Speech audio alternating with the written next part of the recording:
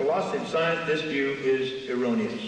Both evolutionary, naturalistic, and creationist views are metaphysical and can act as frameworks to guide science. If both views of the origin of life are metaphysical, then it is indoctrination to teach one view in the classroom. Classroom science teaching should reflect an accurate picture of science. At present, classroom science is portrayed from a discredited, inductivist viewpoint which uncritically presents evolution as science and creationism as pseudoscience.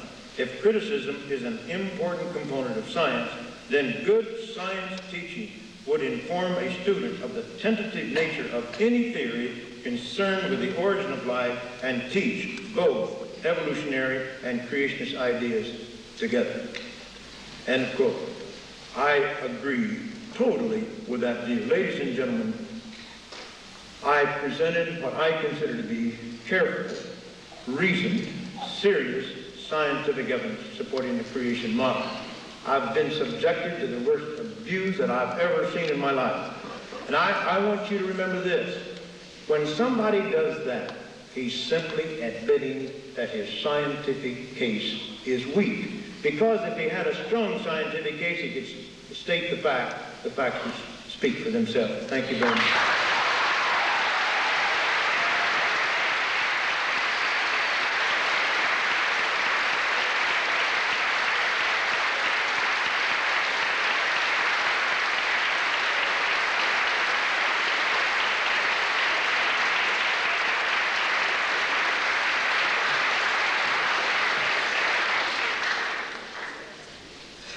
This little book seems to have caused a little trouble with our friend. It was written 17 years ago, and he refutes it. Why is it I could buy it outside 20 minutes ago?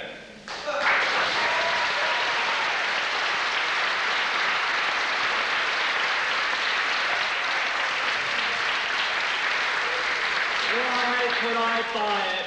Because what I'm talking about is this little thing on the front, the price.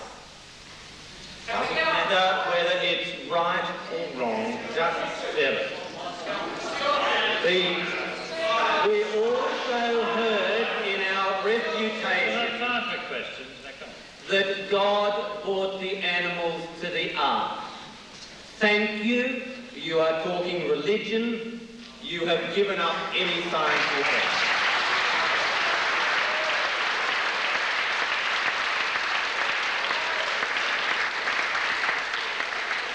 The debate here tonight is not religion versus evolution or creation versus evolution. It is a total debate on science. You cannot pull evolution out of the total integration of all of science.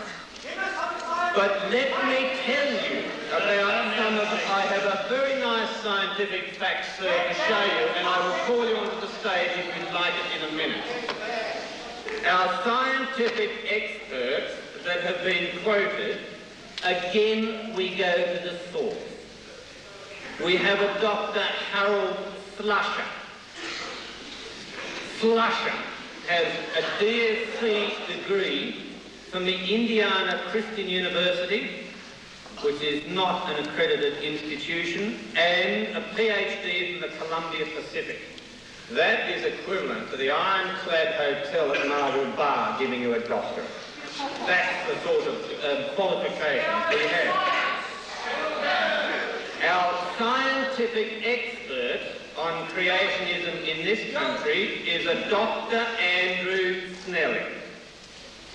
In 1985 and again in 1987, he published in the scientific literature about Proterozoic rocks in Northern Territory.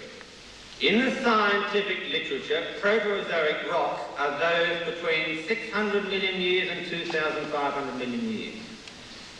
The same scientists in the creationist literature, using the same techniques, the same rocks from the same area, published that these rocks were thousands of years old. So when we try to talk about the science of our creation scientists, either they forget to put 6 little zeros after a number, or our lovely evangelist missionaries just seem to forget truth. Now let me talk about the science. 68 scientific journals over 4 years received 135 scientific manuscripts. 18 of these were creationists. None were accepted for publication. That is science, I know why.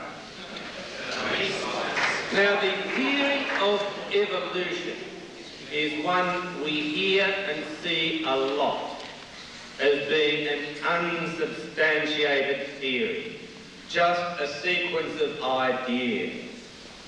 Scientific theory is put into the area of being unsubstantiated ideas. This is a favourite argument, that evolution is just a theory.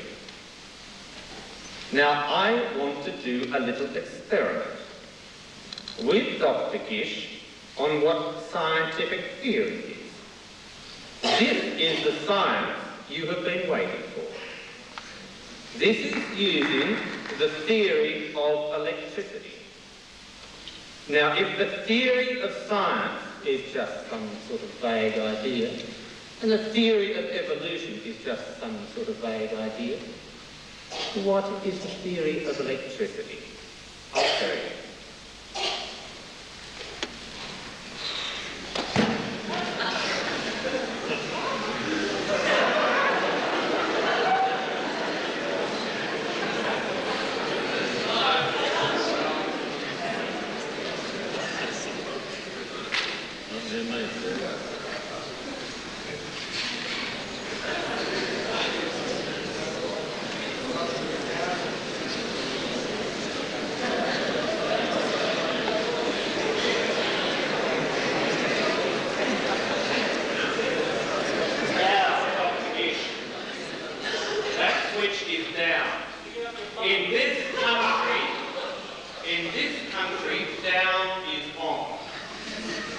In this country, Dr. Gish, it is 240 volts, not 110 volts. Now tell me about the theory of science. Touch it. He can't. He can't. Since you've invited me to do so, I will do so.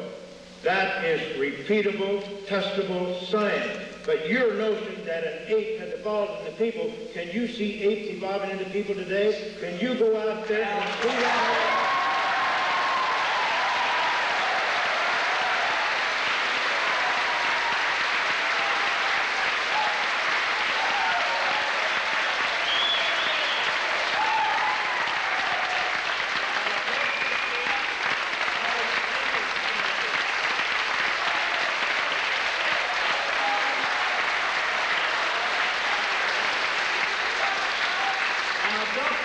Has now demonstrated that he is selective.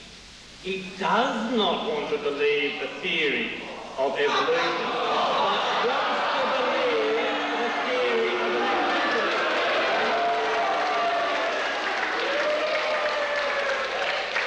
Now, I would also like to demonstrate with this the second law of thermodynamics.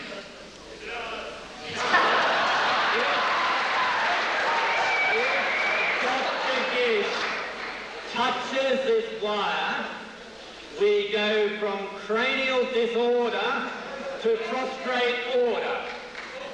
That is the second law of thermodynamics. Now, I have just received a message. Some of you are praying that I touch this wire.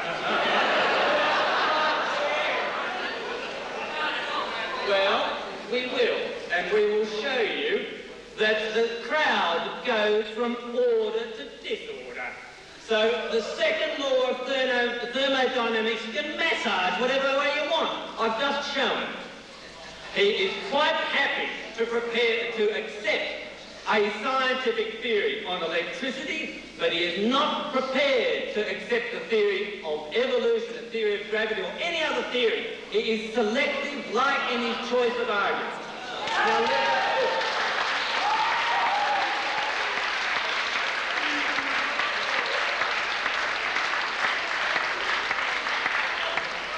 let us look now at evolution.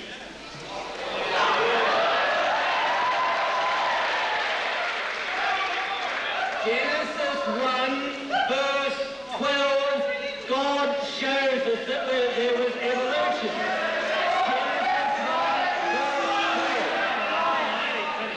So God has created fossils as proof of evolution. Why doesn't he agree?